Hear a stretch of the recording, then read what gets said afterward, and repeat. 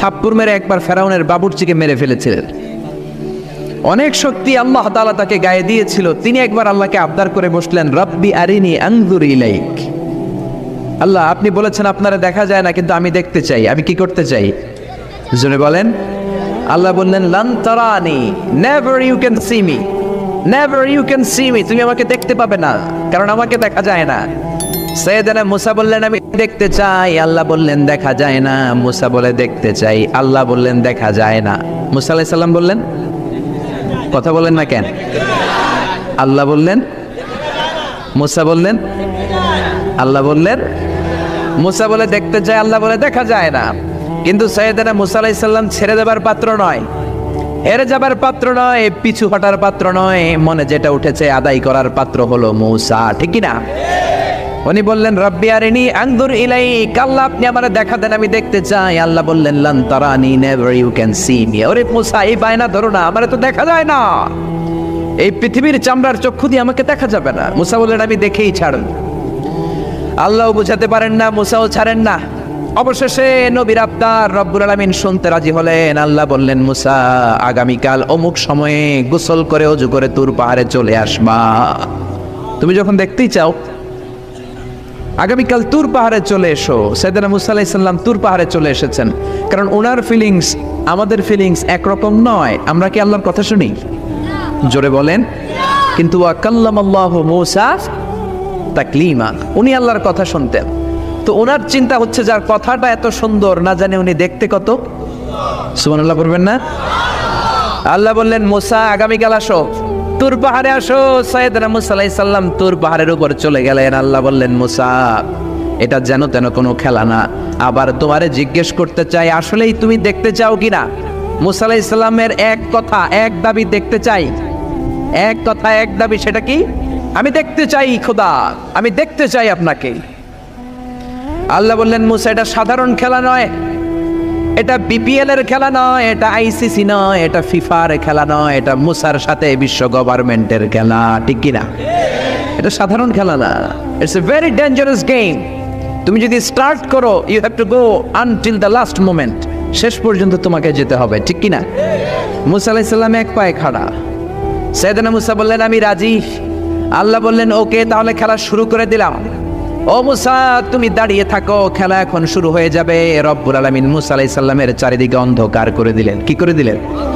চারিদিকে 4 ফারসাক এলাকা, 1 ফারসাকে 12 মাইল, 4 ফারসাকে অনেক লম্বা একটা জায়গা, 3 × 36 কিলোমিটার জায়গা আল্লাহ অন্ধকার করে দিলেন। ঘুটঘুটে অন্ধকার, এত অন্ধকার সাইয়েদনা মুসা আলাইহিস সালাম নিজের হাতটাও নিজে দেখে না। এবার মনের মধ্যে একটু ভয় চলে আসছে, কোন আওয়াজ নাই, অন্ধকার। এবার মনের মধ্যে ভয় এসেছে, কিন্তু আল্লাহকে দেখতে চায়। ওই নেশায় এখনো অন্তরের মধ্যে কিছু সাহস আছে না নাই? সাহস নিয়ে দাঁড়িয়ে আছেন। এবার আল্লাহ চারিদিকে আলোকিত করে দিলেন। এবার বললেন, মুসা, আরো কিছু কাজ আছে। তোমার চারদিকে 4 ফারসাক এরিয়ার মধ্যে কোনো প্রাণী থাকতে পারবে না। কোনো মশা থাকবে না, মাছি থাকবে না, ইঁদুর থাকবে না, ব্যাঙ থাকবে না, পাখি থাকবে না। সবগুলো পশু আর প্রাণীকে বললেন, আল্লাহ বললেন, তোমরা বাইরে চলে যাও, বাউন্ডারির বাইরে চলে যাও। বাংলাদেশের সাথে ইন্ডিয়ার খেলা, আপনারা দর্শক মাঠে ঢুকতে পারবেন? বলেন, ঢুকলে খেলা হবে? খেলাটা হবে। আল্লাহ বললেন, সবাই বাইরে চলে যাও। সব বাইরে চলে গেল। এবার আল্লাহ বললেন, মুসা, তোমার 2 কাঁধের মধ্যে 2 ফেরেশতা আছে না নাই? কিরামান, তাদেরকেও বাইরে পাঠানোর দরকার আছে না নাই? আল্লাহ বললেন, তোমরাও 4 দিক থেকে বাউন্ডারি দেয়া এরিয়ার বাইরে তোমরা চলে যাও। এবার রব্বুল আলামিন বললেন, আল্লাহর স্পেশাল সিকিউরিটি ফোর্স ফেরেশতাকে তোমরা 4 দিকে বাউন্ডারি দাও। স্পেশাল সিকিউরিটি ফোর্স ফেরেশতা কাদের সাথে কাঁধ লাগিয়ে, পায়ের সাথে পা লাগিয়ে 4 দিকে একটা বাউন্ডারি দিলেন। চিল্লায় বলেন, আল্লাহু আকবার। এবার সাইয়েদনা জিব্রাইলকে আল্লাহ বললেন, ও জিব্রাইল, তুমিও ঢোকার চেষ্টা করো না, তুমিও বাইরে চলে যাও। সুবহানাল্লাহ। সাইয়েদনা জিব্রাইল বলে, আল্লাহ, আমাকে তৈরির পর থেকে, আমাকে রূহ দেওয়ার পর থেকে আজ পর্যন্ত তোমারে আমি দেখি নাই। সিদরাতুল মুনতাহা হলো আমার লাস্ট বর্ডার। ওই বর্ডারে কান লাগিয়ে তুমি যা বলো শুনি, ওই কথাগুলো নবীদের কাছে পৌঁছে দেই, এটাই আমার ডিউটি। আজ পর্যন্ত আমিও তোমারে দেখি নাই, তোমার নূর এখনো দর্শন লাভ করি নাই, আমিও দেখতে চাই। আমার ভাই মুসার সাথে আমাকেও দেখতে দাও। আল্লাহ বলল, no no, this game is between Musa and me. এটা মুসার সাথে আমার খেলা, তোমার তো খেলা নাই, ঠিক কি না?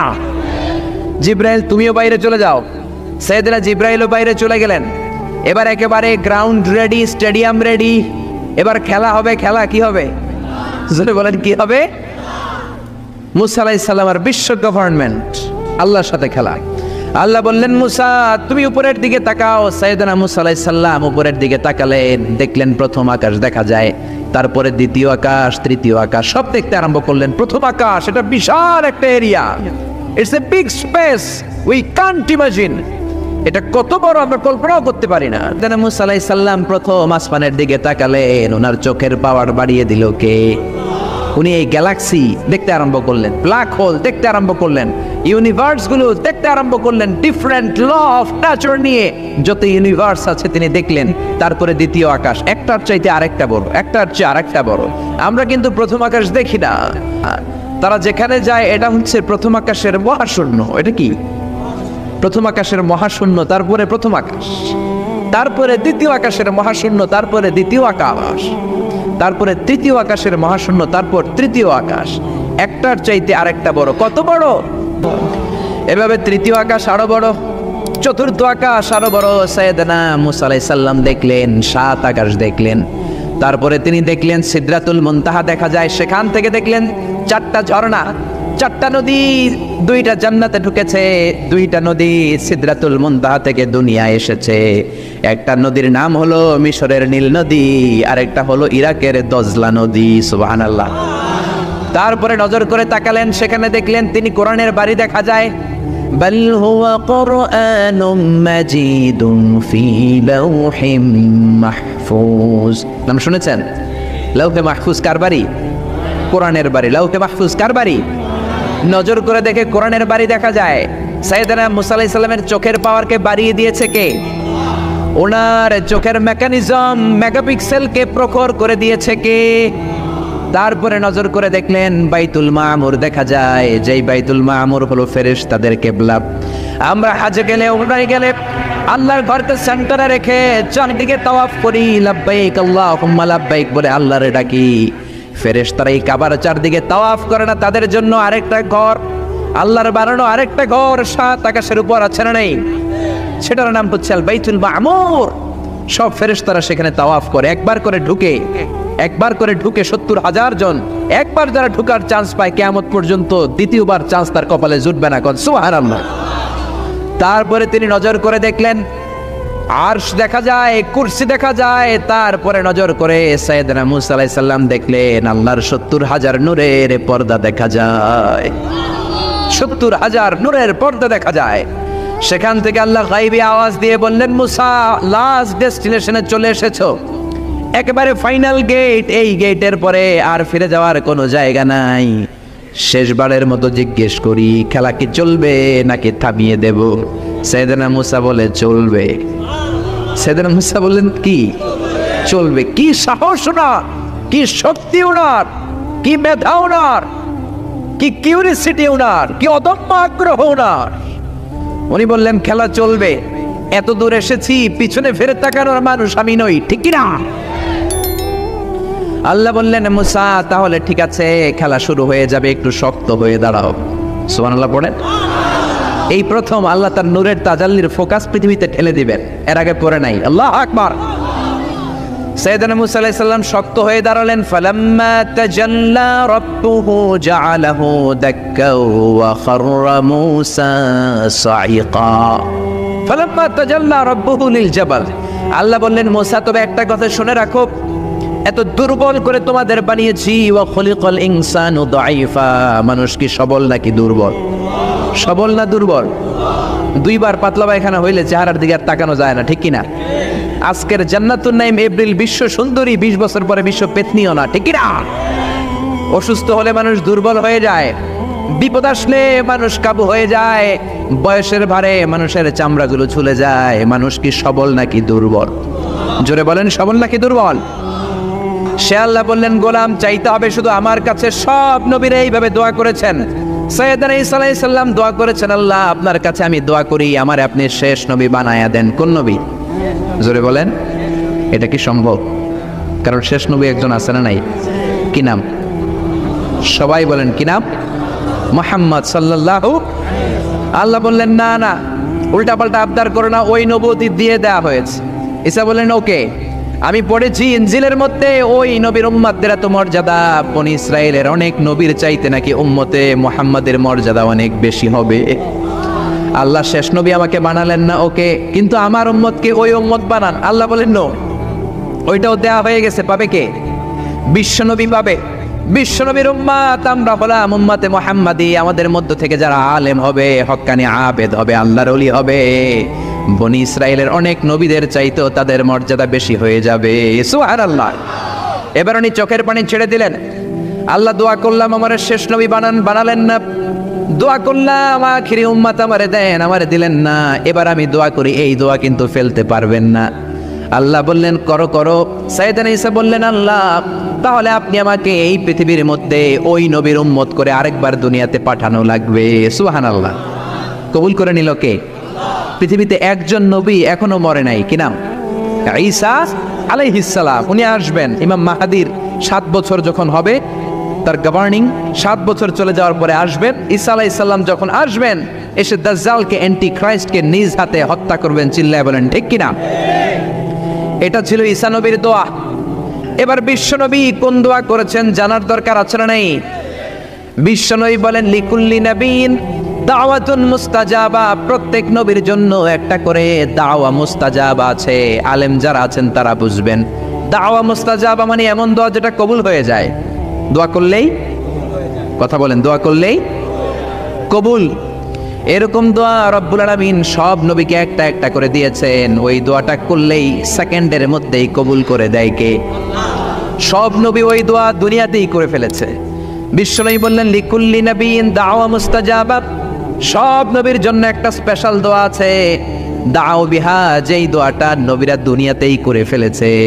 ওয়া ইন্নী আখতাবিউ দাওয়াতি শাফাআতান লি উম্মতি ইয়াউমাল কিয়ামাহ। আল্লাহু আকবার।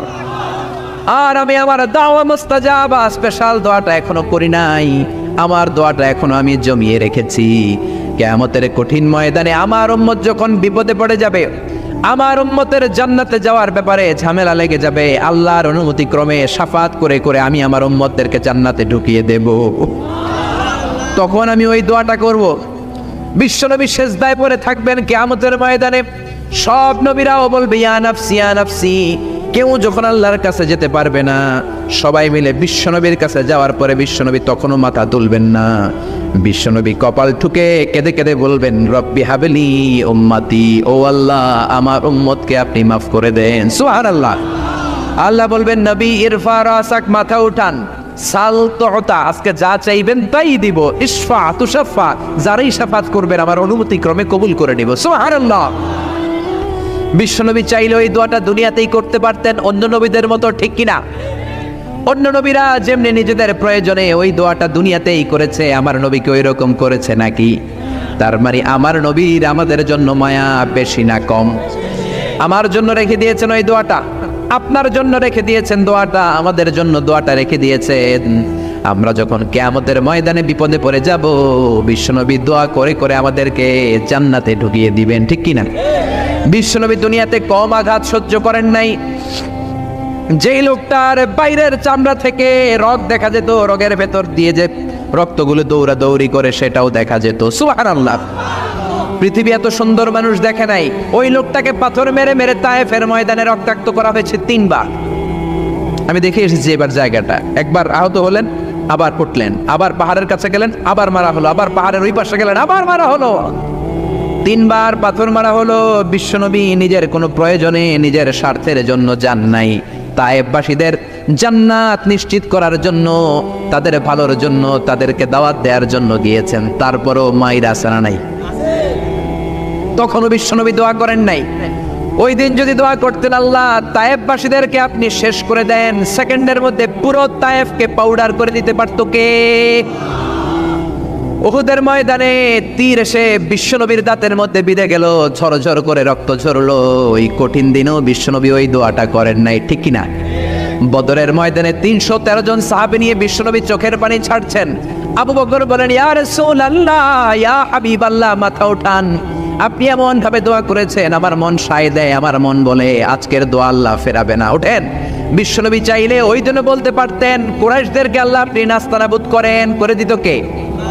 প্রচন্ড ক্ষুধার সময় বিশ্বনবী যখন মক্কায় কেঁদে কেঁদে হয়রান, তখন ওই দোয়াটা করেন নাই, ঠিক কিনা? 3 বছর আত্মীয় স্বজন সহ শিয়াবে আবু তালেবে জেল খেটেছেন। কয় বছর? জোরে বলেন। প্রথম বছর খেয়েছে ছাগলের গোশত, সবাই ছাগল পালতো, নিজেদের ছাগলের গোশতগুলো খেয়েছে। দ্বিতীয় বছর কোনো ছাগল নেই, ছিল ছাগলের রোদ্রে শুকানো চামড়াগুলো পানিতে ভিজিয়ে ভিজিয়ে চামড়া খেয়েছে। তৃতীয় বছর ছাগলের চামড়াও নাই, কি নাই? তৃতীয় বছর ছাগলের চামড়াও নেই, ছিল গাছের বাকল, গাছের পাতা। শিয়াবে আবি তালেবে বিশ্বনবী গাছের পাতা খেয়ে, গাছের চামড়া খেয়ে জীবন ধারণ করেছেন। বিশ্বনবীর এলাকার লোকগুলো, মুমিনগুলো কেঁদে কেঁদে হয়রান। তখনও যদি বিশ্বনবী দোয়া করতেন, কবুল করতো কে? মদিনায় দুর্ভিক্ষ, কোনো খাবার নাই, বিশ্বনবীর পেটে কোনো খাবার নাই, কোনো দানা পানা পড়ে নাই। বিশ্বনবীর কলিজার টুকরা নাতি হাসান আর হোসাইনের পেটেও কোনো খাবার নাই। বিশ্বনবীর কলিজার টুকরা ফাতেমার পেটে কোনো খাবার নাই। চাইলে বিশ্বনবী তখন দোয়াটা করতে পারতেন না? বিশ্বনবী মসজিদে নববীতে জোহরের নামাজ পড়ে হাসান হুসাইনকে দেখতে গেলেন, যে দেখে ফাতেমা রান্না করে। আসলে কি রান্না করে? চুলার মধ্যে পাতিল দিয়ে পানি গরম করে আর হাসান হুসাইনকে বুঝ দেয়, ঠিক কিনা? বিশ্বনবীর পায়ের আওয়াজ শুনে ঘুমন্ত হাসান আর হুসাইন জেগে গেল। দৌড়ে এসে নানাজিকে ঝাপটে ধরে ডেকে বলে, নানাজি গতকাল কেন দেখতে আসলেন না? আজকে দুপুর হয়ে গেল, বিকেল হয়ে যাচ্ছে, এখন বুঝি আপনি দেখতে আসার সময় হলো? বিশ্বনবী বললেন, হাসান হুসাইন এই তো এইমাত্র জোহরের নামাজ পড়ে আসলাম, তোমাদের খোঁজ খবর নিতে এসেছি। হাসান আর হুসাইন বলল, কি খোঁজ খবর নিবেন? খোঁজ খবর নেওয়ার আগে একটা বিচার করে দেন। বিচার? আপনি তো আহকামুল হাকিমিন, সব চাইতে বড় বিচারকের সব চাইতে বড় নবী, ইনসাফ ওয়ালা নবী। আপনার কাছে বিচার দিয়ে কেউ কোনোদিন বিচারে ঠকে নাই, ঠিক কিনা? আপনি একটা বিচার করেন। বিশ্বনবী বললেন, কিসের বিচার? হাসান বলে, নানাজি আপনার মেয়ের নামের বিচার, ফাতেমার নামের বিচার। বিশ্বনবী বললেন, ও হাসান, আমার মেয়ে ফাতেমার আবার কি বিচার? কি অপরাধ আমার ফাতেমার? হাসান হুসাইন চোখের পানি ছেড়ে দিয়ে ডেকে বলে, নানাজি আপনার মেয়ে আমাদেরকে খাবার দেয় না কেন? খাবার দেয় না কেন? বিচার দিলাম, গতকাল সারাদিন বলেছে রাত্রিবেলা খাবার দিবে, রাতে খাবার দেয় নাই। আমাদেরকে বলেছে তোমরা ঘুমিয়ে যাও, আমি রান্না করি, সকালে দিব। ঘুমিয়ে গেলাম, সকালবেলায় খাবার চাইলাম, আপনার মেয়ে ফাতেমা তখন আমাদেরকে খাবার দেয় না। দাদা, আমরা ছোট্ট দুইটা মানুষ ক্ষুধার জ্বালায় বেহুশ হয়ে যাই, আর সহ্য করতে পারি না, আপনার মেয়ে খাবার দেয় না। দুপুর হয়ে গেল, দুইজনে কান্নাকাটি করে আপনার মেয়ে এখন পর্যন্ত আমাদেরকে খাবার দেয় নাই। আমরা দুজন তো আর সহ্য করতে পারি না, কেন আপনার মেয়ে আমাদের সাথে এমন করে? আপনার কাছে বিচার দিলাম, আপনি বিচার করেন। বিশ্বনবী আর কি বিচার করবেন? ধা ধা করে বিশ্বনবী চোখের পানিগুলো ছাড়েন, হুসাইনকে জড়িয়ে ধরলেন, হাসান রে জড়িয়ে ধরলেন, ডেকে বললেন, হাসান রে কাছে আয়। বিশ্বনবী শাম দেশের জুব্বা পড়তেন, শাম দেশের জুব্বাটা উপরের দিকে উঠালেন, হাসান রে দেখালেন, এই তো দেখ তোর নানার পেটের মধ্যে 3টা পাথর বাঁধা। একদিন না খেয়ে থাকার কারণে তোদের পেটে এত জ্বালা, এত কষ্ট। আমি বিশ্বনবীর পেটে গত 3 দিন যাবত কোনো দানা পানি পড়ে নাই। আমি বিশ্বনবী তো না খেয়ে আছি রে হাসান, আমি তো 3 দিন না খেয়ে আছি, আমার পেটেও তো কিছু নাই। নানাও কাঁদলেন, নাতিও কাঁদলেন, পুরো পৃথিবীও কাঁদলো, ঠিক না? ওই কঠিন ক্ষুধার দিন, ওই কঠিন দুর্ভিক্ষের দিন বিশ্বনবী যদি তার স্পেশাল দোয়াটা করতেন, জান্নাত থেকে জিব্রাইলকে দিয়ে খাবারের বস্তা পাঠিয়ে দিত কে? ওই দিনও বিশ্বনবী দোয়াটা করে নাই। আমার জন্য, আপনার জন্য, আমাদের জন্য দোয়াটা এখনো আসরা নাই। হাজার ব্যথা বেদনার পরে ফিরে আসনি তুমি আপন ঘরে, দিনের আলো তুমি ছড়িয়ে দিতে চলে গেলে মদিনায় মক্কা ছেড়ে।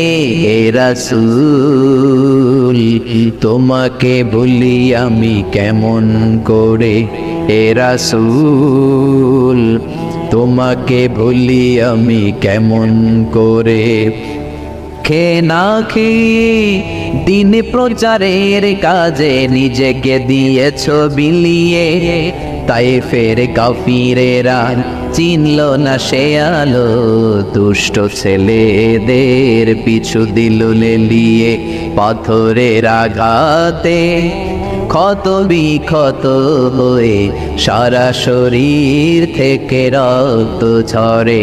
হে রাসূল তোমাকে ভুলি আমি কেমন করে, হে রাসূল তোমাকে ভুলি আমি কেমন করে। পড়েন আল্লাহু আকবার। কি দিল দরিয়া নবী ছিল, নিজের বিপদের কথা ভুলে গিয়ে, নাতির বিপদের কথা ভুলে গিয়ে, ফ্যামিলির কথা ভুলে গিয়ে উম্মতের জন্য কেঁদেছে, ঠিক কিনা? গোটা বিশ্বের জন্য শিক্ষা এনেছে, সভ্যতা এনেছে, আমাদেরকে ভদ্রতা শিখিয়েছে। আর ওই নবীরে গালি দেয় এরকম কিছু ব্লগার বাংলার জমিনে আছে না নাই? তারা মানুষ নাকি শয়তান? এগুলো পিতৃ পরিচয়হীন জারদ সন্তান, জোরে বলেন ঠিক কিনা? দুই জায়গায় কেউ যদি আমাদেরকে ইনসাল্ট করে আমরা সহ্য করতে পারি না। এক হচ্ছে কোরআন, কোরআনকে নিয়ে গালি দিলে আমাদের কলিজায় আগুন আসে না নাই? বিশ্বনবীরে গালি দিলে কলিজায় আগুন ধরে যায়। যদি না ধরে যায় তুমি মুমিন নও, তুমি মুনাফিক। চিল্লা এখন ঠিক কিনা? বিশ্বনবীরে গালি দিলে কলিজায় আগুন লাগে, কলিজায় আগুন লাগে মুসলমান। কার কার লাগে তো হাত উঁচু করে আল্লাহর দেখা। লিল্লাহে তাকবীর, লিল্লাহে তাকবীর, লিল্লাহে তাকবীর। আল্লাহ আমাদের হাতগুলোকে কবুল করে নাকি আমরা পড়ি আমিন। আর জোরে পড়েন আমিন। এজন্য বিশ্বনবীর সুন্নাহ আমাদের আসল সম্বল। বিশ্বনবী যে শিক্ষা আমাদের কাছে রেখে গিয়েছেন সেটাই সম্বল, ঠিক কিনা? বিশ্বনবীর আগের গুনাহ মাফ, পরের গুনাহ মাফ, তারপরেও তিনি আল্লাহর কাছে যখন দোয়া করতেন ছোট্ট বাচ্চার মতো হাউ মাউ করে কেঁদে দোয়া করতেন। আমরা করি? আমাদের কান্না আসেই না। এত পাষাণ আমাদের হৃদয়, এত আধুনিকতার মধ্য দিয়ে আমরা সময় কাটাচ্ছি। সোশ্যাল মিডিয়ার ভেতরে আমাদের এত সময় দেয়া হয়। এই সোশ্যাল মিডিয়া আমাদেরকে ঘুমাতে দেয় না, আমাদেরকে স্বাভাবিকভাবে চলতে দেয় না, আমাদের অন্তরটাকে নরম হতে দেয় না, ঠিক কি না? আমাদের কান্না আসে না, আমাদের হৃদয় পাষাণ হয়ে গেছে, আমাদের হৃদয় নরম হয় না। অন্যের দুঃখে আমরা দুঃখ পাই না, অন্যের দুঃখে যারা দুঃখ পায় না তারা মানুষ হতে পারে না, ঠিক কিনা? ছাগলের পেট থেকে বেরোলে ওইটারে আমরা বলি ছাগল, গরুর পেট থেকে বেরোলে আমরা ডাকি গরু, মুরগির পেট থেকে বেরোলেই সেটা মুরগি হয়ে যায়। কিন্তু মানুষের পেট থেকে বেরোলে সেটা মানুষ হয় না, ওইটারে মানুষ বানাতে হয়, ঠিক কিনা? এই দুনিয়া এখন তো আর সেই দুনিয়া নাই, মানুষ নামের মানুষ আছে দুনিয়া বোঝাই। সেই মানুষের ভিড়ে আমার আসল মানুষ নাই, ঠিক কিনা? আসল মানুষের বড় অভাব। অন্যের দুঃখে কাঁদবে, অন্যের জ্বালা নিজের অন্তরেও জ্বালার সৃষ্টি করবে, সেই মানুষ আর নাই, ঠিক কিনা? বিশ্বনবীর আগের গুনাহ নাই, পরের গুনাহ নাই, তারপরেও মুনাজাতে হাউমাউ করে কাঁদতেন। তিনি দোয়ায় বলতেন, আল্লাহ ইন্নী আব্দু কবনু আব্দি কবনু আমাতিক নাসিয়াতি বিয়াদিক। ও আল্লাহ, আমি আপনার গোলাম, গোলামের ঘরের গোলাম, বান্দির ঘরের গোলাম। আল্লাহ আমি আপনার গোলাম, গোলামের ঘরের গোলাম, মানে আমার বাপ আব্দুল্লাহ আপনার গোলাম, আমরা গোলাম বংশের। সুবহানাল্লাহ। গোটা বিশ্বের শ্রেষ্ঠ মানুষটা নিজের গোলাম বলতে দ্বিধাবোধ করতো না, বলতো আমি আপনার গোলাম, গোলামের ঘরের গোলাম, বান্দির ঘরের গোলাম, নাসিয়াতি বিয়াদিক। আমার মাথার চুলের ছুটি আপনার হাতের মুঠোয়, আমার চুলের ছুটি আপনার হাতের মুঠোয়, গোলামের মতো যেখানেই টানবেন আমি ওখানেই যাব। আল্লাহু আকবার। এই ছিল বিশ্বনবীর বিনয়। নিজেকে গোলাম বলতে স্বাচ্ছন্দ্য বোধ করতেন, কোনোদিন জীবনে অহংকার করেন নাই। কোনোদিন বিশ্বনবী কারোর সাথে মুসাফা করতে যে নিজে আগে হাত টানেন নাই, যতক্ষণ না ওই লোকটা তার হাত টেনে নিয়েছে। সুবহানাহু। আর বিশ্বনবীর হাত ছিল আলিয়ানু মিনাদ দিবাজ। বিশ্বনবীর হাত ছিল রেশমের কাপড়ের চেয়েও নরম। সিল্ক চিনেন? সিল্ক, সিল্কের কাপড়ের চেয়ে বিশ্বনবীর হাত ছিল নরম। এই নরম হাত মুসাফার মধ্যে যে একবার পাইতো কেউ ছাড়তে চাইতো না, ধরেই রাখতো। আর বিশ্বনবী নরম হৃদয়ের নবী, কেউ যদি না ছাড়ে বিশ্বনবীও ছাড়তেন না। সুবহানাল্লাহ। ওই নবী মুনাজাতে কাঁদতেন। এজন্য ভাইরা এই কথা বললেন না আল্লাহ আমার দোয়া শোনে না, আপনি দোয়ার মতো দোয়া করেন নাই, এজন্য শোনে নাই, ঠিক কিনা? দোয়া কবুল হওয়ার রহস্য হচ্ছে চোখের পানি। বিশ্বনবী বললেন দুইটা চোখের পানি আল্লাহর কাছে সব চাইতে সেরা। এক হলো জিহাদের ময়দানে রক্তের ফোঁটা, দ্বিতীয় হলো আল্লাহর ভয়ে মোনাজাতের মধ্যে চোখ থেকে বেয়ে বেয়ে পড়া পানির ফোঁটা। আবার বিশ্বনবী বললেন, অনুশোচনার চোখের পানি চোখ দিয়ে নাকের ডগা বেয়ে বেয়ে জমিনে পড়ার আগে ওই দোয়াটা কবুল করে নেয় কে? এজন্য চাওয়ার সময় নিজের ছোট করেন, বলবেন আল্লাহ আমি আপনার গোলাম, গোলামের ঘরের গোলাম, বান্দির ঘরের গোলাম, আমার চাইতে ক্ষুদ্র ছোট কেউ নাই, এমন কোনো গুনাহ নাই আমি করি নাই, তুমি ছাড়া আমারে পার করার কেউ নাই, ঠিক কিনা? এরকম দোয়ার মধ্যে নিজেরে ছোট করে দেন, আপনার দোয়া কবুল করবে কে? এজন্য সব সময় চাইবে একজনের কাছে, তিনি কে? একদল আছে বা এক শ্রেণীর লোক আছে, রোগে যখন পড়ে তখন আল্লাহরে ডাকে, রোগ ভালো হয়ে যায় আল্লাহরে ভুলে যায়, আছে না নাই? নির্বাচনের আগে আল্লাহরে ডাকে, নির্বাচন শেষ আল্লাহরে ভুলে যায়, আছে না নাই? সমস্যায় পড়েছে আল্লাহরে ডাকে, সমস্যা নাই আল্লাহরে ভুলে যায়, আছে না নাই? এমন করা যাবে না, সব সময় ডাকবেন। তবে রব্বুল আলামিন বলেন স্পেশাল কিছু সময় আছে, ওই সময় দোয়া করলে দোয়া কবুল করে নেয় কে? তাহাজ্জুদের সময়। এই স্পেশাল দু একটা সময়ের কথা বলে আমরা দোয়া করব। দোয়া না নিয়ে আজকে কে কে চলে যাবেন? হাত তুলে দেখান তো। থাকবেন সবাই? দোয়া করে যাবেন? অল্প 2-1 মিনিট কথা বলে আমি এখন দোয়ার দিকে যাব। ওয়াদা করেছেন, বসে থাকবেন। ওয়াদার খেলাফ করা কি মুমিনের আলামত না মুনাফিকের? আমরা একসাথে দোয়া করে আজকে এখান থেকে বিদায় নিব। পড়েন ইনশাআল্লাহ। তাহাজ্জুদের সময় দোয়া করবেন, ওয়া মিনাল লাইলি ফাতাহাজ্জাদ বিহি নাফিলাতান লাকা আসা আইয়াবআসাকা রাব্বুকা মাকামাম মাহমুদা। তাহাজ্জুদের নামাজ পড়লে আপনার মর্যাদা বাড়ায় দিবে কে? এখন হুজুর আমরা তো ফজরই পড়ি না, তাহাজ্জুদ কখন পড়বো? তাহাজ্জুদ তো তাদের যারা ফজর পড়ে, ঠিক কিনা? ফজরই তো পড়ে না, তাহাজ্জুদ কখন? ফজরের সময় মসজিদের বেহাল দশা। ফজরের সময় যত মসজিদে নামাজ পড়লাম খালি মুরব্বী চাচাদেরকে পাওয়া যায়, ইয়াং ছেলেরা নাই। ফজরের নামাজ মুরব্বীদের জন্য নয়, ফজরের নামাজ তোমাদের মতো ইয়াংস্টার যারা আছো তাদের জন্য, ঠিক কিনা? ওয়াদা করো সূর্যপুরের মসজিদগুলোতে যুবকরা যে ফজরের নামাজে মসজিদ ভরে দিবা, রাজি আছো? রাজি আছো যুবকেরা? এই যৌবন বয়সের ইবাদত আল্লাহর কাছে সবচাইতে প্রিয়। খেয়াল করে বোঝার চেষ্টা করো। যুবক বয়সে যদি গভর্নমেন্ট সার্ভিস করো, বার্ধক্যে উপনীত হলে পেনশন আছে না নাই? অনুরূপভাবে যুবক বয়সে যদি ইবাদত করো, বার্ধক্য অবস্থায় ইবাদত করতে না পারলেও পেনশনের হিসাবে তোমার আমলনামায় সওয়াব দিয়ে দিবে কে? এজন্য যুবক বয়সের ইবাদত আল্লাহর কাছে প্রিয়। মসজিদ তখন ধরে যখন আর কাজ করার সুযোগ নাই। মসজিদে তখন যায় যখন কেউ চাকরিতে নেয় না। মসজিদে তখন যায় যখন ঘরের কেউ তার সাথে কথা বলতে চায় না, মানে বয়স হয়ে গেছে 70। তখন দাড়ি রাখে যখন শেভ করতে গেলে হয় গাল কাটবে নয় ব্লেড ভাঙবে, ঠিক না? এজন্য যুবক বয়সে মসজিদে যাও। এখন তোমাদের রক্ত গরম, যা চাও তোমরা তাই করতে পারো। যেই মুরব্বী বাবাদের দাড়িগুলো পাকা হয়ে গিয়েছে তারাও তোমাদের মতো ওই বয়সটা পার করে এসেছে, ঠিক কিনা? দুদিনের দুনিয়া, অল্প কয়েকটা বছরের ব্যবধানেই তোমার চুল পাকতে শুরু করবে। তোমার এই রক্ত গরম শরীরটাও ঠান্ডা হয়ে যাবে। তোমার আশেপাশে আর কেউ ঘুরবে না, কেউ তোমারে ডাকবে না, কেউ তোমারে গুনবে না। চিল্লায় বলেন ঠিক কিনা? এজন্য কিয়ামতের দিন বিশ্বনবী বলেন, বনি আদম 5টা প্রশ্নের উত্তর না দিয়ে কেউ পা নাড়াতে পারবে না। এর মধ্যে একটা প্রশ্ন হলো, যৌবন বয়সটা তুমি কেমন কাজে লাগিয়েছো?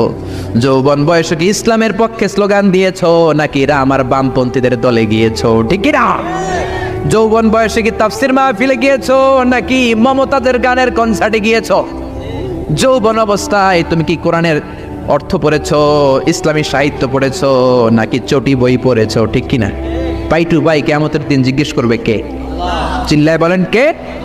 এজন্য তাহাজ্জুদের অভ্যাস করেন। যারা তাহাজ্জুদ পড়ে তাদের চেহারায় একটা আলাদা গ্লেস আছে। লোকটা কালো হলেও, যদি কালো রঙের লোকও হয়, একটা গ্লেস আছে। আমার অনেক কালো বন্ধু আছে। আমি মিশরে পড়েছি, students of more than 100 nationalities, we used to study, stay and dwell in the same place. 100টারও বেশি দেশের ছাত্র থাকতাম। আমার অনেক আফ্রিকান বন্ধু ছিল, কুচকুচে কালো, তেল তেলে, কিন্তু কালো হলেও চেহারা একটা সৌন্দর্য আছে না নাই? এজন্য কালো মানুষও যদি তাহাজ্জুদ পড়ে চেহারায় নূর বাড়িয়ে দিবে কে? 2 নম্বরে হলো আযান আর ইকামতের মাঝখানে যদি দোয়া করে, ওই দোয়া কবুল করে কে? এটা অনেকে জানে না। আযান দিয়েছে, মসজিদে গিয়েছে, সুন্নত নামাজ পড়ে বসে আছে, কখন ইকামত হবে, আরো 5 মিনিট বাকি, মাথা চুলকায়, আছে না নাই? মোবাইল টেপাটেপি করে, ফেসবুকিং করে, ঘড়ির দিকে তাকায় আছে, ঘড়ির কাঁটাও ঘুরে, ওর মাথাও ঘুরে, আছে না নাই? তো বসে থাকবা কেন তুমি? 5 মিনিট সময় আছে, চাইতে হবে কার কাছে?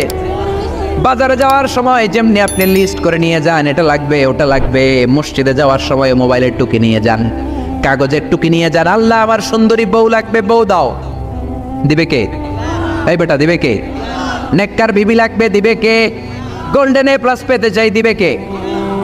উমরা করতে চাই, পাসপোর্টে ভিসা লাগে না, ভিসা করে দিবে কে? দুরারোগ্য ব্যাধি, অনেক ওষুধ খেলাম, অনেক দেশে গেলাম, কোনো ডাক্তার ভালো করতে পারে না, কিন্তু ডাক্তারেরও বড় ডাক্তার আছে না নাই? কেউ যেটা পারে না, পারে কে? আযান ইকামতের মাঝখানে দোয়া আল্লাহ ফেরায় না। হাদিস এসেছে দুআ লা ইরাদ্দু বাইনাল আযানি ওয়াল ইকামা, আযান এবং ইকামতের মাঝখানের সময়টাতে দোয়া করবেন। তারপরে বিশ্বনবী বললেন দুবুরাস সালাওয়াতিল মাকতুবা, ফরজ নামাজের পরে দোয়া করলে কবুল করে কে? আমাদের দেশে আসসালামু আলাইকুম রাহমাতুল্লাহ, আসসালামু আলাইকুম, আমিন ইয়া আরহামার রাহিমিন আছে না নেই? এই দোয়া বিশ্বনবী এইভাবে দোয়া করতেন না। বিশ্বনবী সালাম ফেরানোর পরে পড়তেন আল্লাহু আকবার। কি পড়তেন? নামাজ শুরু আল্লাহু আকবার দিয়ে, শেষও আল্লাহু আকবার দিয়ে। তারপরে সাহাবীদের দিকে ফিরে বসতেন। আমাদের দেশে শুধু ফজরের নামাজ আর আসরের নামাজ, এই দুই ওয়াক্তে ইমাম সাহেব ফিরে বসে, ঠিক কিনা? তো সুন্নাহ হচ্ছে 5 ওয়াক্ত নামাজেই ইমাম সাহেব মুসল্লিদের দিকে ফিরে বসবে। এরপরে বিশ্বনবী পড়তেন 3 বার আস্তাগফিরুল্লাহ, আস্তাগফিরুল্লাহ, আস্তাগফিরুল্লাহ। তারপরে বিশ্বনবী পড়তেন আল্লাহুম্মা আনতাস সালাম ওয়া মিনকাস সালাম, এই দোয়াটা। এরপরে পড়তেন রাদিতু বিল্লাহি রাব্বা, এই দোয়া। এরপরে পড়তেন আল্লাহুম্মা লা মানিআ লিমা আ'তাইতা ওয়া লা মু'তিয়া লিমা মানা'তা ওয়া লা ইয়ানফা'ু যাল জাদ্দি মিনকাল জাদ। তারপরে আয়াতুল কুরসি পড়তেন। তারপরে বিশ্বনবী 33 বার সুবহানাল্লাহ, 33 বার আলহামদুলিল্লাহ, 33 বার আল্লাহু আকবার, আছে না নাই? এই তাসবিহগুলো আগে আপনি পড়বেন ঠান্ডা মাথায়। এরপরে যদি দোয়া করতে মনে চায়, সম্মিলিত মনে চায় করেন, একা একা মনে চায় করেন, বা হাত তোলা ছাড়া এমনি মুখে করেন, সমস্যা নাই, কিন্তু আগে তাসবিহগুলো পড়তে হবে। চিল্লায় বলে ঠিক না? এই তাসবির সুন্নাত নাই। মানুষগুলো এত অস্থির, সালামের পরে কখন বেরোবে, কখন বেরোবে, মনে হয় পাবলিক টয়লেটে ঢুকছে, ঠিক না? পাবলিক টয়লেট হচ্ছে এমন জায়গা যে পাবলিক টয়লেটের ভিতরে আছে ও বের হওয়ার জন্য ছটফট করে, আর যে বাইরে সিরিয়াল ধরে আছে ও ঢোকার জন্য ছটফট করে, ঠিক কিনা? মনে হয় পাবলিক টয়লেটে এসেছে, মসজিদে ঢুকেছ আল্লাহুম্মা বলে তুমি ঢুকে গেলা আল্লাহর নাম নিয়ে। যখন মসজিদে ঢুকে গেলা, তোমার মাথার উপরে রহমত ঢালছে কে? মসজিদ হচ্ছে রহমতের জায়গা। সালাম ফেরানোর পরে তাসবিহ পড়েন, তারপরে আপনি দোয়া করেন। এজন্য সালাম ফেরানোর পরে দোয়া কবুল করে কে? এরপরে বিশ্বনবী বললেন ইনদা নুজুলিল মাতার, আকাশ থেকে যখন বৃষ্টি নামে, ওই বৃষ্টি নামার সময় যদি দোয়া করেন, দোয়া কবুল করে কে? আর দোয়া লা ইরাদ্দু তাহতাল মাতার, তুফান ওই বৃষ্টি না, ভ্যাপসা একটা গরম, এই গরমটাকে দূরে সরিয়ে দেওয়ার জন্য একটা ঝিরিঝিরি ঝিরিঝিরি বৃষ্টি পড়ে। ওই বৃষ্টির নিচে দাঁড়িয়ে বৃষ্টির পানি নিয়ে দোয়া করলে কবুল করে কে? জানেই না মানুষ, ঠিক কিনা? বরং বৃষ্টি আসলে গান গাওয়া শুরু করে দেয়, এই বৃষ্টি ভেজা রাতে তুমি চলে যেও না, আছে না নাই? তো চলে যাবো না, কি করবো, থেকে যাবো তোমার সাথে? এগুলো করা যাবে না। বৃষ্টি রহমতের বৃষ্টি, তুমি বৃষ্টি হাতে নিয়ে দোয়া করো। সুন্দরী বউ লাগবে, দিতে পারে একজন, তিনি কে? এজন্য চাইতে হবে একজনের কাছে, তিনি কে? কদরের রাতে দোয়া করলে আল্লাহ কবুল করে, খতমে কোরআনের পরে দোয়া করলে আল্লাহ কবুল করে, হজের মানাসিকুল হজের মধ্যে যে দোয়া করলে কবুল করে, মুসাফির দোয়া করলে কবুল করে, রোজাদার ব্যক্তি দোয়া করলে আল্লাহ কবুল করে, মাজলুম ব্যক্তি দোয়া করলে আল্লাহ কবুল করে। এজন্য বিশ্বনবী বলেছেন ইত্তাকু দাওয়াতাল মাজলুম, মাজলুমের বদদোয়ারে ভয় করো, ফাইন্না লাইসা বাইনাহু ওয়া বাইনাল্লাহি হিজাব, তার আর তার আল্লাহর মাঝে কোনো পর্দা থাকে না। মাজলুম দোয়া করলেই কবুল, সুবহানাল্লাহ। এরপরে স্পেশাল দোয়া হলো মা বাবার দোয়া। এই দোয়া কোনোদিন ফিরে না, সুবহানাল্লাহ পড়েন। রাজি আছেন মা বাবার কাছে দোয়া চাইতে? রাজি আছেন তো? কোন ঘর আছে যে ঝগড়া হয় না? এরকম কোনো ঘর পৃথিবীতে নাই। ঝগড়া হবে, মা বাবার সাথে মিস আন্ডারস্ট্যান্ডিং হবে, হয়ে যেতে পারে 2-4 কথা, কিন্তু ক্ষমা চাইতে হবে, ঠিক কিনা? এজন্য আল্লাহর কাছে চাইতে রাজি আছেন তো? সব সময় আমরা একজনের কাছে চাই। আবার এই চাঁদকে বিশ্বনবী 2 ভাগ করেছিলেন, সেটাও কোরআনে আছে না নাই? ইকতারাবাতিস সাআতু ওয়ানশাক্কাল কামার ওয়া ইয়ারাউ আয়াতান ইয়ারিদু ইয়াকুলু সিহরুম মুস্তামির। বিশ্বনবী আঙ্গুলের ইশারায় চাঁদকে 2 ভাগ করেছিলেন। মক্কার কুরাইশরা এসে বলল, আব্দুল্লাহর বেটা মুহাম্মদ, তুমি যদি আকাশের পূর্ণিমার জলজলে চাঁদকে 2 ভাগ করে দেখাতে পারো, তাহলে বিশ্বাস করব যে তুমি নবী, আর যদি দেখাতে না পারো তাহলে তুমি নবী নও। বিশ্বনবী গ্রিন সিগন্যালের জন্য উপরে তাকালেন, কারণ বিশ্বনবী মন গড়া কিছু বলতেন না, উপর থেকে সিগন্যাল আসলে তারপরেই বলতেন। চিল্লায় বলেন ঠিক কিনা? বিশ্বনবী গ্রিন সিগন্যাল পেলেন, বিশ্বনবী বললেন অবশ্যই আমি দেখাতে পারবো। শাহাদাত আঙ্গুলি বলি আমরা এটাকে, কিন্তু আরবিতে এটাকে বলা হয় সাব্বাবা। এই সাব্বাবা তুলে উনি বিসমিল্লাহি আল্লাহু আকবার এরকম করলেন, পূর্ণিমার চাঁদটাকে ফেটে দুই ভাগ করে দিল কে? একটা চলে গেল জাবালে আবু কুবাইস, সাফা পাহাড়ের উপরে যে অংশটা, জাবালে আবু কুবাইস আউয়ালু জাবাল ফিল আলাম, পৃথিবীর প্রথম পাহাড়। এই পাহাড় থেকেই অন্যান্য মাউন্টেন রেঞ্জ, এই যে আলাস্কা পর্বতমালা, তারপর মাউন্ট এভারেস্ট, আল্পস পর্বতমালা, তারপর তুরে সাইনা, এই যে সিলসিলাতুল জিবাল, এই সব পাহাড়ি রেঞ্জগুলো এই আবু কুবাইস থেকে গোটা বিশ্বে ছড়িয়ে দিয়েছে কে? চাঁদের এক খণ্ড চলে গেল আবু কুবাইসে, আরেক খণ্ড চলে গেল জাবাল কাআনের ভেতরে। মক্কার লোকেরা দেখে তো অবাক, কি আজীব তামাশা, চাঁদকে দুই ভাগ করে ফেললো, আবার এই চাঁদকে মিলিয়ে দিল। বিশ্বনবীর এই চমৎকার মুজিজা দেখে হাজার হাজার মক্কার লোকেরা কালিমা পড়ে মুসলমান হয়ে গেল।